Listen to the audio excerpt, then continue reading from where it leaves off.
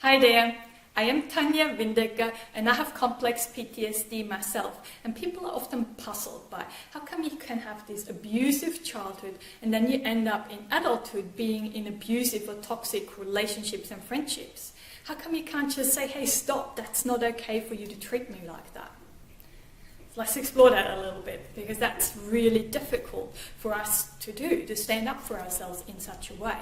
Because we're so used to being treated like that from childhood, so when you then in adulthood have a person who puts you down, minimizes you, critiques you, makes you feel less than, dehumanizes you, it just kind of feels normal in a sense to you.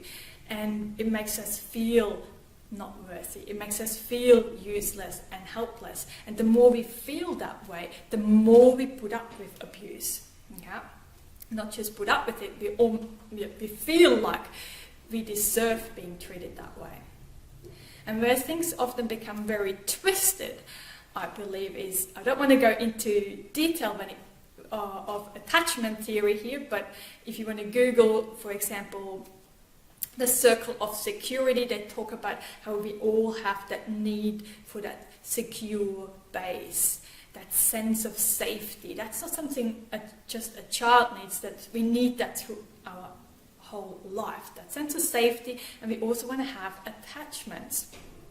In toxic relationships, the more someone manipulates you, threatens you, the more violent it becomes and life-threatening, the more you want to have a sense of safety again. You want to get back to that secure base. It's urgent, and toxic people will give you that in their twisted way by stopping or telling you that they spared you from a potential other threat they could have done to you. There's no real danger. You're not in any real danger. That's all. The danger is produced by them, and then in their sick way they save you from their abuse, and that creates very strong bonds.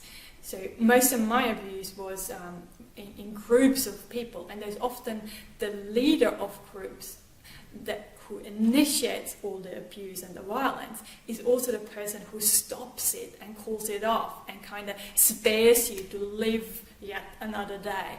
And doing this is creating these really strong bonds. In psychology, they often call of the Stockholm syndrome. So you get really drawn to that person because it feels like, that person likes you.